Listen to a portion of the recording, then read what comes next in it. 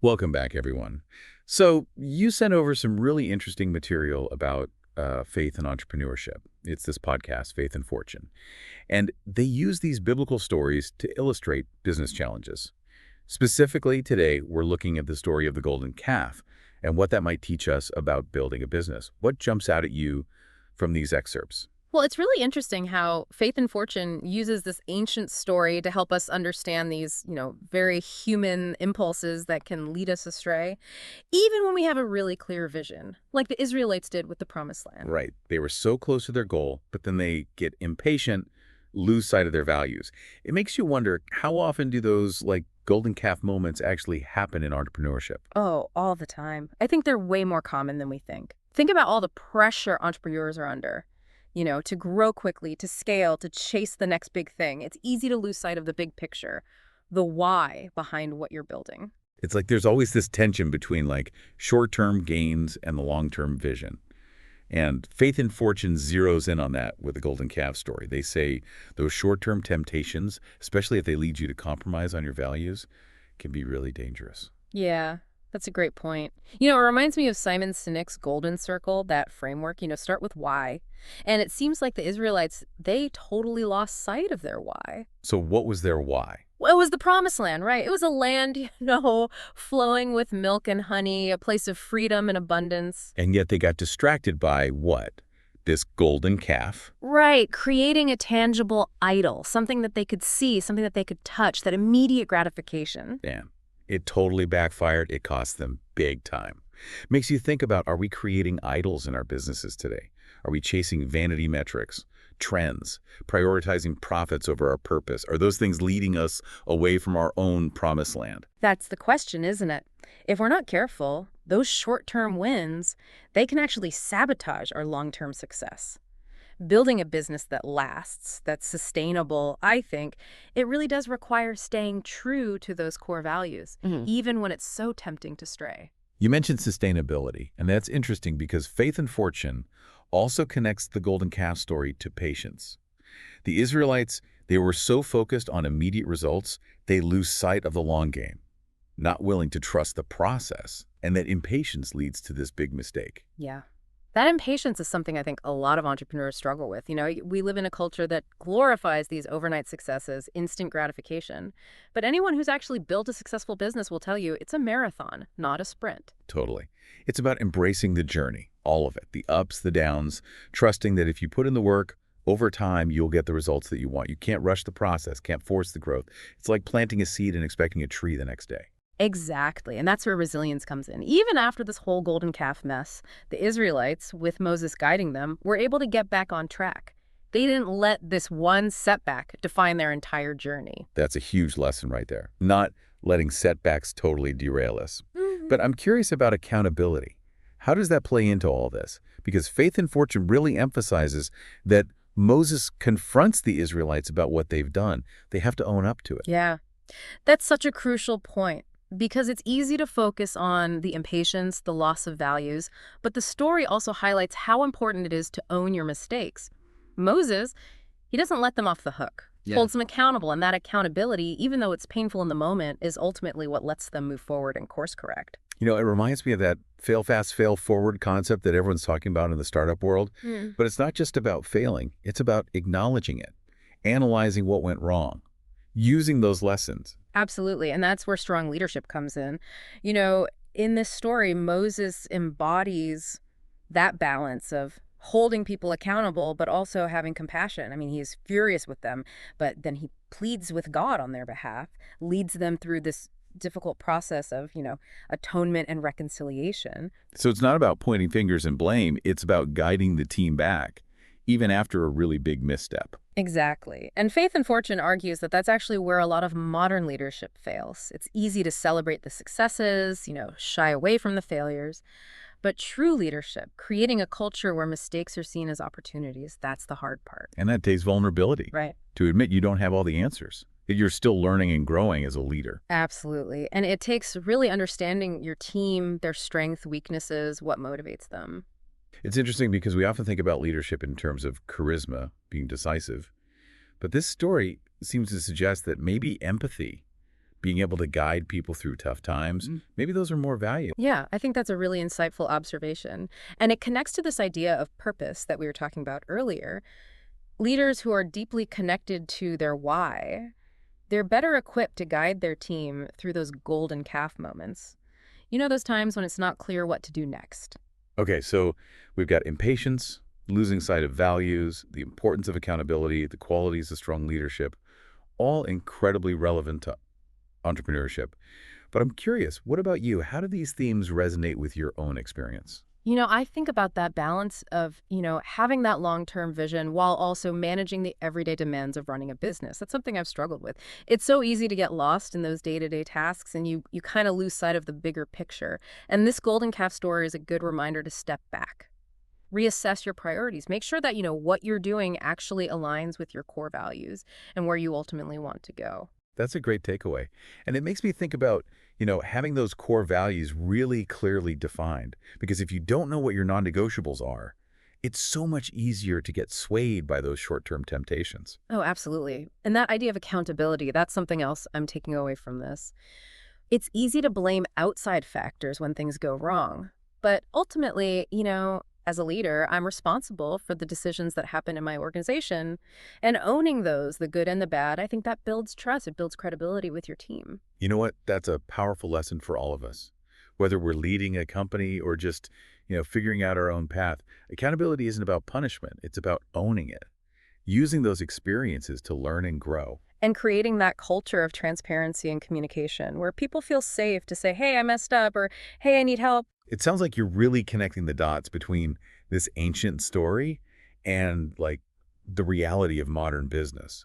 Hmm. It's amazing how these narratives, seemingly simple, can offer such profound insights into human nature, the challenges we face even thousands of years later. It's a testament to storytelling. These stories, they resonate with people because they tap into these universal truths about the human experience. I think as entrepreneurs, we can learn a lot from paying attention to those. Absolutely. Speaking of timeless lessons, Faith and Fortune also explores the story of Joseph, whose experiences with betrayal, resilience, ultimately forgiveness, offer some really interesting parallels to the challenges that entrepreneurs face. Let's dive into that story next. Oh, I'm fascinated to see where Faith and Fortune goes with that. Joseph's story, it's one of incredible highs and lows. I bet it holds some valuable insights for anyone, going through the unpredictable world of entrepreneurship. Okay, let's jump in. It seems like you're particularly drawn to this idea of forgiveness in the context of business. What about that theme resonates so much with you? Well, I've seen firsthand how holding on to grudges and resentment, how that can really poison a work environment. It stifles creativity, erodes trust, and ultimately it just holds a company back from growth. It's like that saying, resentment is like drinking poison and waiting for the other person to die. Exactly. And I think Faith and Fortune makes a really compelling case for forgiveness, not just from a moral standpoint, but as a strategic advantage in business. Intriguing. So how does Joseph's story illustrate this idea of forgiveness in a way that's relevant to entrepreneurs? Well, Joseph's story, it's a story of extreme betrayal. Sold into slavery by his brothers, he goes through years of hardship, yet eventually when he rises to power, he chooses to forgive them. He recognizes that holding on to that anger, the bitterness, that it would only hurt him in the end. It's a powerful example of breaking that cycle of resentment, choosing healing and reconciliation. But how does that translate into the business world? I mean, how do you apply that? Well, Faith and Fortune is careful to say that forgiveness in business doesn't mean condoning bad behavior or letting people just get away with things. It's about understanding that, in the long run, holding on to all that anger and resentment is counterproductive. It just drains you, clouds your judgment, prevents you from moving forward. It's about releasing that negative energy and choosing to focus on what you can control, your actions, your growth, the future of your business. Precisely. And I think it sends a message to your team. It shows that you're willing to let go of past mistakes, learn from them, and move forward together. Creates a culture of understanding, empathy, which is so essential for any team. And allows for, the possibility of reconciliation and redemption, which can be incredibly powerful. That's a beautiful thought. It's recognizing we all make mistakes. And sometimes offering forgiveness to ourselves and others, that's the most powerful thing we could do. And Faith and Fortune argues that being willing to forgive, that can actually be a competitive advantage. It creates a work environment where people feel safe to take risks, to try new things, to grow. So it's not just about being nice, it's about creating a culture where people can do their best work. Exactly. Which ultimately leads to better results for the business overall. I'm starting to see how faith and fortune is weaving these seemingly disparate threads together.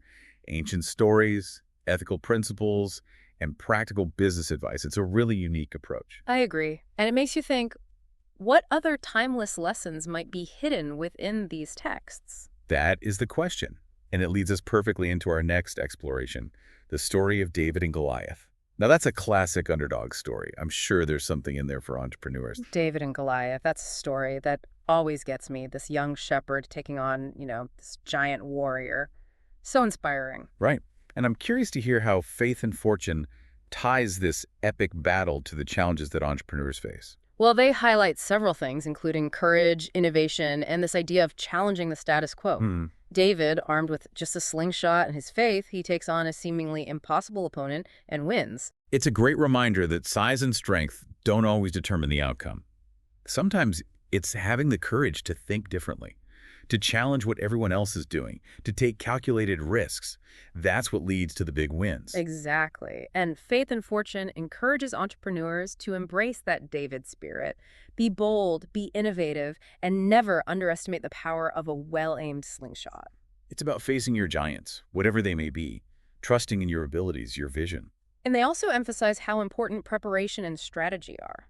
David didn't just blindly charge into battle. He assessed his opponent, figured out the weaknesses, developed a plan. Right. It's a reminder that even those big, audacious goals, they can be achieved with careful planning, strategic thinking, and being willing to adapt as you go. And leveraging your unique strengths, the resources that you do have. David didn't try to fight Goliath on his own terms. He used his agility, his skill with the slingshot, his knowledge of the terrain. That's brilliant. And it's a lesson for entrepreneurs, too. Find your competitive edge. Play to your strengths. Find creative ways to overcome the obstacles. And Faith and Fortune also talks about building a strong team. David may have faced Goliath one-on-one, but he had a whole group of followers who believed in him, supported him. No entrepreneur succeeds alone, that's for sure. Building a strong team.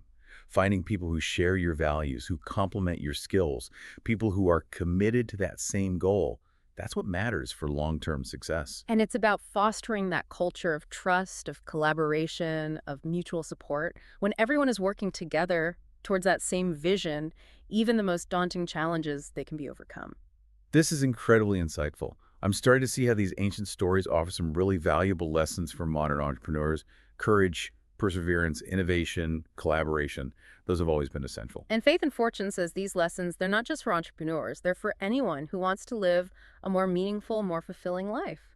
It's a reminder that no matter what challenges you face in business, in your personal life, you often have to tap into those same qualities. Resilience, being able to adapt, and believing in something bigger than yourself. And maybe there's some comfort in knowing that, others have walked this path before us and they came out on top. It's like having a map for navigating life's complexities, a guidebook for facing our own giants and achieving our own dreams. And remember, even the most ancient wisdom can be surprisingly relevant and applicable to our lives today. Faith and Fortune also explores the story of Ruth, a young widow.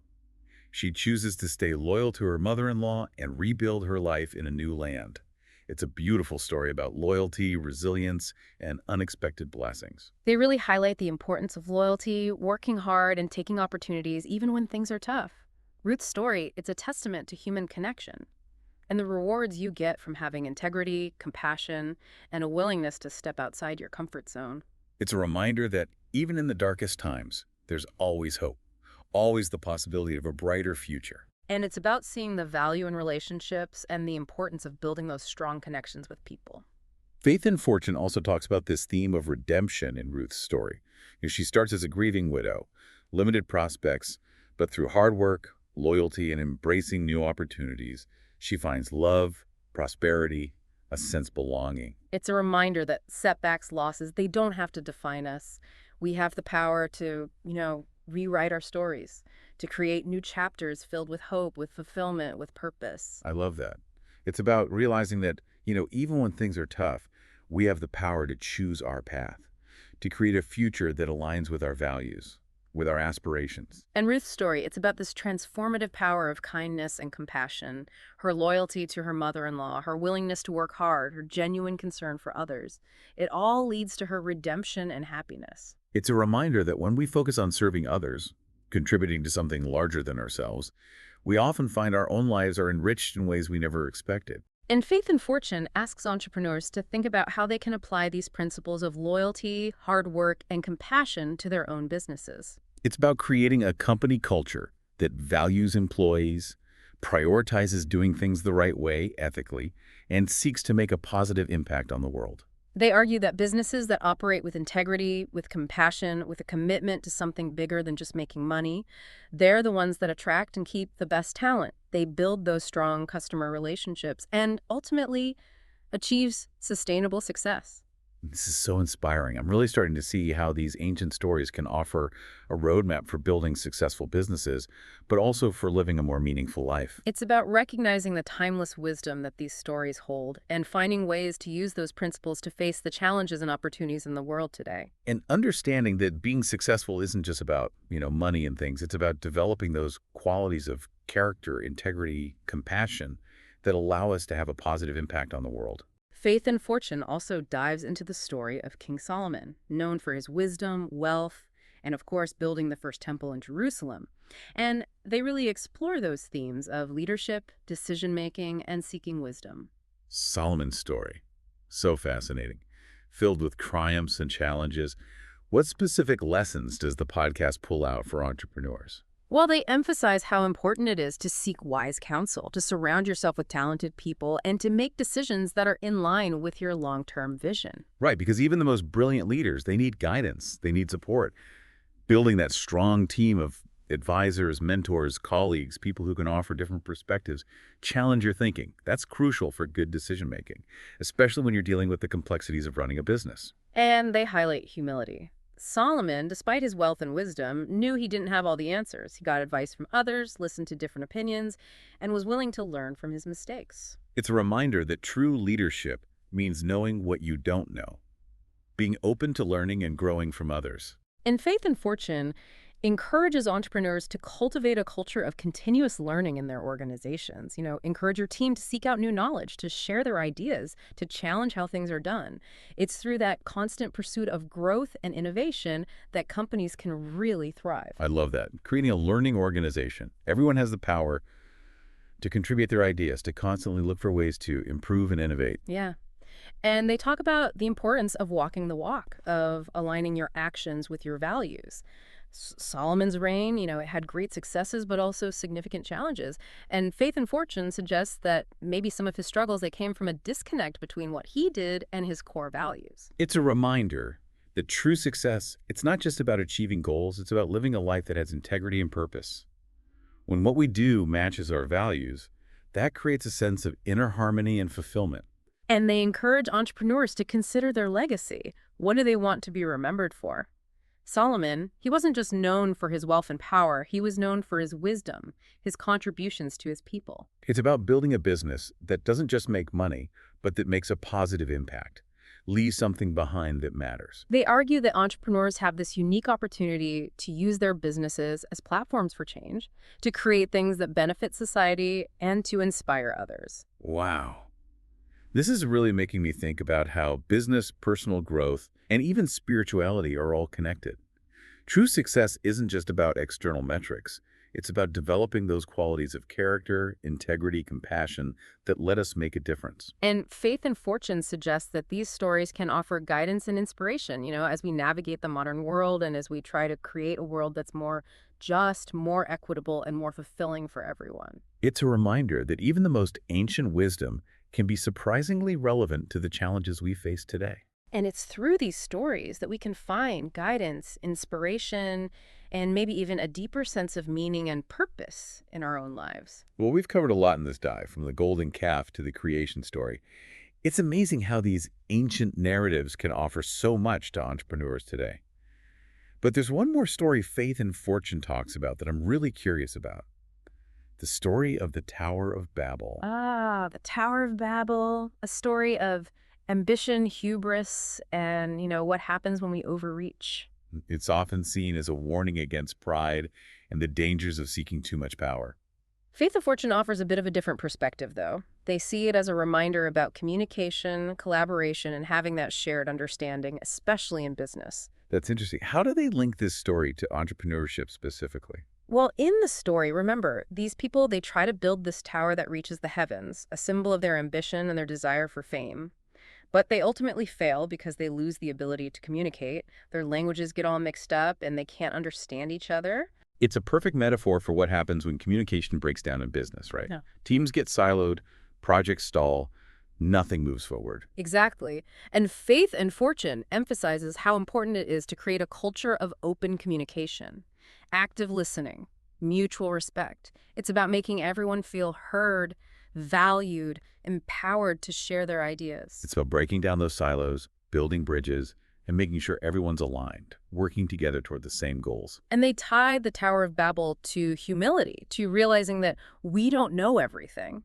These people in the story, they were trying to achieve something extraordinary, but their arrogance, their lack of teamwork, it's what led to their downfall. It's a good reminder for entrepreneurs to stay grounded, seek different perspectives, recognize that the greatest achievements often come from a collective effort, not just one person's brilliance. And it's about listening to people who have different viewpoints, different experiences. Sometimes the most innovative ideas come from unexpected places, and it's through dialogue and collaboration that we can reach our full potential. This is so insightful. It's making me think about how crucial those qualities are: humility, collaboration, clear communication, not just for business, but for life. Faith and Fortune argues that these are essential for building strong relationships, fostering trust, and creating a world that works better for everyone. It's a great reminder that even the oldest stories can offer timeless wisdom for navigating the complexities of modern life. And by exploring these stories, we can gain a deeper understanding of ourselves, our relationships, and our place in the world. Maybe even find inspiration and guidance for creating a future that's more just, more equitable, and more fulfilling for everyone. Well, we've covered a lot today, from the golden calf to the Tower of Babel. It's amazing how relevant these ancient stories can be for entrepreneurs and for anyone looking to live a more purposeful life. It's a reminder that human experience is timeless. The challenges we face today, they often echo the challenges faced by those who came before us. And maybe there's comfort in knowing that we're not alone in these struggles. And there's wisdom to be gained from the experiences of those who've walked a similar path. Faith and Fortune encourages us to explore these ancient texts with open minds and hearts, looking for those principles that can guide us. It's about seeing that even the oldest wisdom can be surprisingly useful for the challenges we face today. And maybe, through these stories, we can find a deeper sense of meaning, purpose, and connection in our own lives. This has been a really insightful dive. I'm already seeing how these stories offer valuable lessons, but there's so much more to explore here. We haven't even touched on Esther, Job, or Jonah. So much wisdom in those narratives. And Faith and Fortune does a fantastic job connecting them to modern challenges. It's engaging and thought-provoking. Maybe we can come back to those in another dive. I'd love that. And maybe we can even invite listeners to share their own thoughts on how these stories have inspired them. That would be great, to hear how these ancient principles are being used by people in the real world. I can't wait. But for now, we'll have to leave it there. Thanks for joining us on this deep dive, and we'll see you next time. Picking up from those last stories, I think what really strikes me is how much resilience these biblical figures had. I mean, they went through some incredible challenges: betrayal, loss, even persecution and exile. But somehow they found a way to keep going. That's that never give up spirit that so many entrepreneurs have. Right. But how do we translate that into practical advice? I mean, it's easy to say, be like Job, but what does that actually look like day to day when you're building a business? That's where Faith and Fortune gets interesting, because they don't just give you these empty phrases. They really break down what resilience is all about. Like with Job. Despite everything he went through, he never completely lost his faith. It was shaken, definitely, but it was still there. It was like an anchor for him. So you're saying it's less about like blind optimism and more about having something to hold on to when things are falling apart. Exactly. And that actually lines up with a lot of the research on resilience today. Having a strong sense of purpose, a why that's bigger than just profit, can really help you weather those tough times that, every entrepreneur faces. Okay, so purpose is like the foundation. But Faith and Fortune also talks about the importance of community for building resilience, right? Absolutely. They talk about Job's friends. Now, their advice, not always the best, but just having them there was a form of support. And I think for entrepreneurs, that highlights the need for mentors, peer groups, even Mm. just a supportive family that gets what you're going through. It's funny because we often think of entrepreneurs as these lone wolves, Yeah. out there conquering the world by themselves. Yeah. But these stories are saying, no, you need people, especially when things get rough. It makes sense, right? Resilience isn't just about toughing it out on your own. It's about having people you can rely on to give you advice, to just listen when you need to vent. That actually makes me think about company culture, creating a culture where people feel supported. Hmm. Because if everyone's scared and isolated, it's going to be way harder to bounce back from those challenges. Totally agree. And Faith and Fortune even brings up the story of Jonah and how he tries to run from what he's supposed to be doing, to isolate himself. And it leads to a whole mess of trouble. Jonah, that's a great story. But how do they tie his, whale of a tale to entrepreneurship and resilience? They use his reluctance to embrace his mission as a metaphor for entrepreneurs who resist their true calling, who are trying to force themselves into something that just doesn't feel right. And they say all that resistance, that inner conflict, it drains your energy and makes you more vulnerable to setbacks. It's like swimming upstream, right, instead of going with the flow. And it makes you wonder, are some of our biggest setbacks actually just opportunities? Chances to change course, to realign ourselves with what we're really meant to be doing. That's a really good point. And it goes back to self-awareness. The more in tune you are with what you value, what you're passionate about, what your strengths are, the better you'll be able to handle those challenges that are bound to come up. Because you'll know what's worth fighting for, what compromises you're not willing to make, and when it's time to pivot or even just walk away. Right. And Faith and Fortune also talks about the story of Esther, who finds herself in a really tricky situation. She has to use her position as queen to save her people. The stakes couldn't be higher. Esther. Now, that's a story about courage and strategy. She basically pulls off this political coup to save her community. But how does that apply to entrepreneurship? Faith and Fortune says she embodies a kind of strategic resilience. She's not just reacting to things as they happen. She's thinking it through, figuring out who her allies are, and using what she has to navigate a really complicated situation. Sounds like a masterclass in handling difficult stakeholders. And it makes me think about how important relationships are. Building trust, using your influence wisely, especially in a competitive environment. Absolutely. And they also point out that Esther, she takes risks. She puts herself out there for the greater good. And I think a lot of successful entrepreneurs have that quality. They're willing to take calculated risks, to get outside their comfort zone and bet on themselves and their vision. It's finding that sweet spot between courage and careful planning, right? Being reckless isn't the same as being resilient. Exactly. And sometimes the biggest risks are what lead to the biggest rewards. Okay, so we've got purpose, community, self-awareness, strategic thinking, and risk-taking. Sounds like we're building a pretty good toolkit for entrepreneurial resilience here. It's like we're looking at these ancient stories and finding the key ingredients for navigating the challenges of modern business. But it's not just about the how-to, is it? Faith and Fortune also looks at the deeper meaning behind resilience. The why. That's what I like about their approach. They connect these stories to this idea of finding meaning in the tough times. It's not just about bouncing back. It's about using those challenges to grow, to learn, to become stronger and wiser. Like that Nietzsche quote, what doesn't kill us makes us stronger. But how can entrepreneurs actually put that into practice? Well, they talk about the importance of reflection. It's not enough to just survive a setback. You have to take the time to think it through, to figure out what happened and what you can learn from it. Turning those setbacks into opportunities. Oh, yeah. Into fuel for future growth. Yes. And they also talk about gratitude, being grateful even when things are hard, focusing on what you do have, the people who are there for you, the things you're learning. It's about shifting your perspective, right? Yeah. Looking for the good, even when it's hard to see, and finding those things that can help you stay motivated. Exactly. And that's especially relevant for entrepreneurs because you will face setbacks. The road to success is never easy. It's about understanding that resilience isn't the destination, it's the journey. And it's a journey that can be more rewarding than we might realize at first. Okay, so we've talked about resilience, but Faith and Fortune also explores this idea of vision, right? They use the creation story as a metaphor for starting a business. Ah, the creation story. It's a great comparison, isn't it? You have this idea, this vision, and you're bringing it to life. Right. And what insights do they draw from that story specifically for entrepreneurs?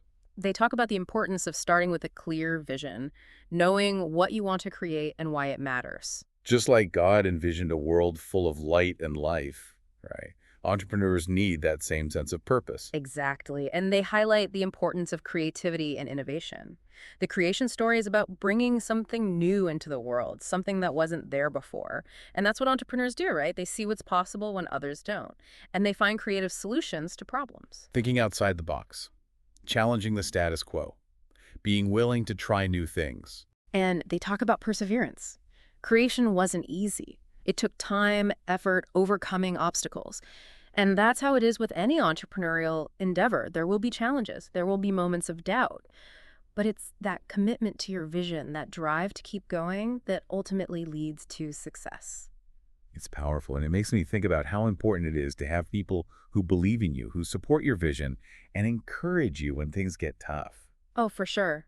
And Faith and Fortune also talks about the importance of faith. Not necessarily in a religious sense, but faith in yourself, in your ability to achieve what you set out to do. That inner confidence, the belief in your vision that gets you through those rough patches. And they make this point that creation isn't meant to be a solo act. God created humans to be co-creators, to work together. And I think that's a powerful message for entrepreneurs. We don't have to do it alone. We can build teams, collaborate, tap into the collective wisdom and creativity of our communities. Harnessing the power of collaboration, realizing that we can achieve so much more together than we can apart. Exactly. And that's especially true in today's world, where connection and innovation are so important. It's a reminder that entrepreneurship isn't just about building businesses, it's about building a better world. Now that's a vision worth pursuing. Absolutely. So we've covered resilience, vision, purpose, community, and aligning your actions with your values. We're getting a pretty good picture of what it takes to be a successful entrepreneur, both practically and in terms of living a meaningful life. It's like we're taking these ancient stories and finding the wisdom that applies to today's world. And I can tell that you're really connecting with this material on a deep level. How are these insights changing your own perspective on your journey as an entrepreneur? It's making me think about the long game. It's easy to get caught up in the day-to-day, but these stories remind me that building a business that lasts, it's about more than just quick wins. It's about creating something with a real impact, something that I believe in, something that makes a difference. Building a legacy that you can be proud of. It goes beyond just money and numbers. Right. And it's making me think about my priorities. Am I focusing on the right things? Am I building a business that reflects my values and that contributes to the world in a positive way? Those are important questions. And it makes me think about having a vision, not just for your business, but for your life. Totally agree. It's about making sure those two visions are aligned so that your work and your life support each other and contribute to your overall well-being. Creating a life that has purpose and meaning, both personally and professionally. And that's what I think these stories teach us in the end. True success isn't just about external achievements. It's about living a life that has integrity, purpose, and meaning. Couldn't have said it better myself. Okay, so we've talked about resilience, vision, and aligning your actions with your values. But Faith and Fortune brings up one more story that I think is really important for building and leading a team. The story of the Tower of Babel. Oh yeah, the Tower of Babel. A story about ambition, getting a little too big for your britches, and what happens when communication falls apart.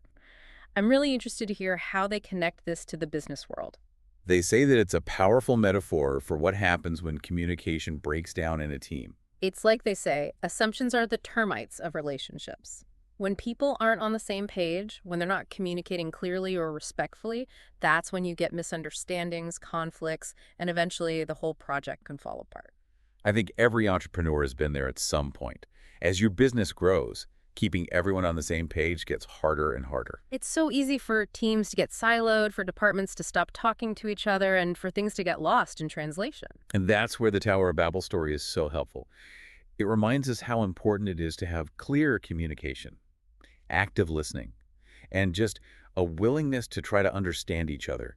Those are the building blocks of a strong team.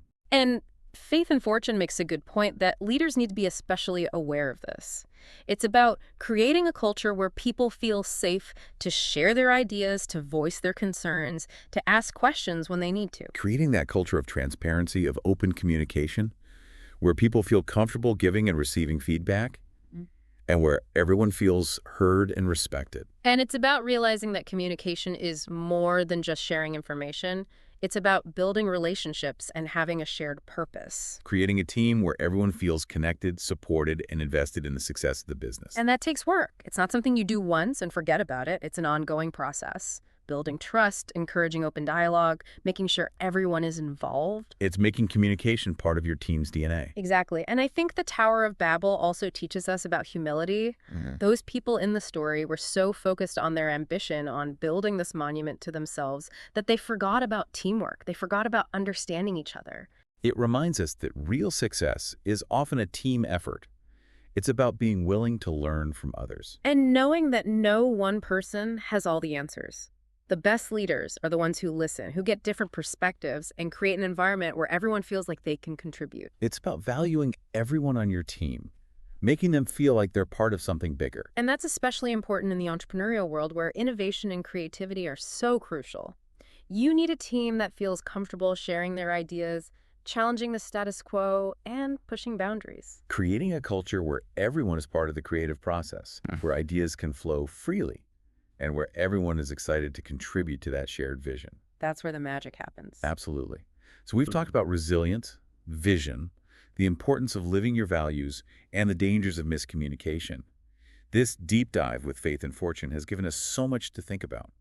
What are some of the key takeaways that you're personally reflecting on as we wrap up? Honestly, it's this reminder that building a successful business, it's not just about the numbers. It's about building relationships, building trust, and creating a place where people feel valued and respected, where they feel like they can do their best work. It's about creating a company that people are proud to be a part of, something that has meaning beyond just profits. Right. And it makes me look at my own leadership. Am I creating that kind of environment where people can speak their minds and share their ideas? Where we can all work together and communicate openly? Those are good questions to ask, and they show how important it is to keep learning and growing as a leader. It's about being honest about your own weaknesses, being open to feedback, and always trying to get better. It's about realizing that leadership is a journey. It's not a destination. It's about growing and evolving. And I think that applies to everyone, not just people running companies. We can all be more open to learning and becoming the best versions of ourselves. And what I love about Faith and Fortune is how they remind us that those lessons can come from anywhere, even from ancient stories that people have been telling for centuries.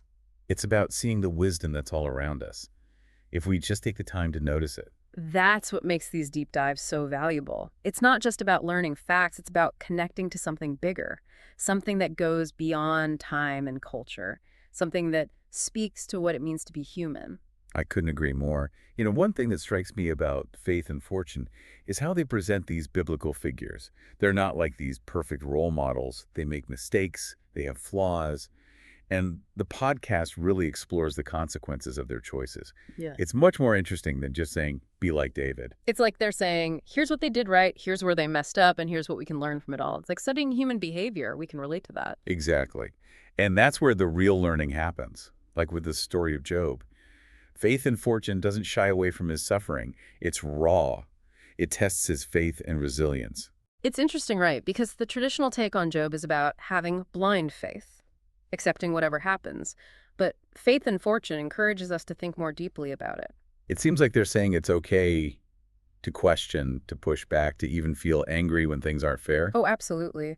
Resilience isn't about ignoring those emotions. It's about acknowledging them, dealing with them, and finding a way to move forward. It's about finding that balance, Right. accepting what you can't control, but taking action on the things you can. Exactly. And Faith and Fortune talks about how faith plays into that.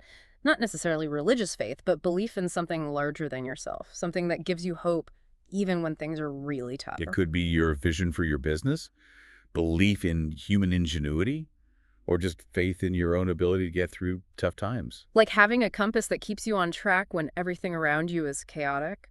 So we've talked about Job, whose story is about resilience and faith. Faith and Fortune also explores Jonah, who tries to run away from his calling and ends up, well, swallowed by a whale. Jonah's story is a perfect example of what happens when we try to ignore our true purpose. It's exhausting.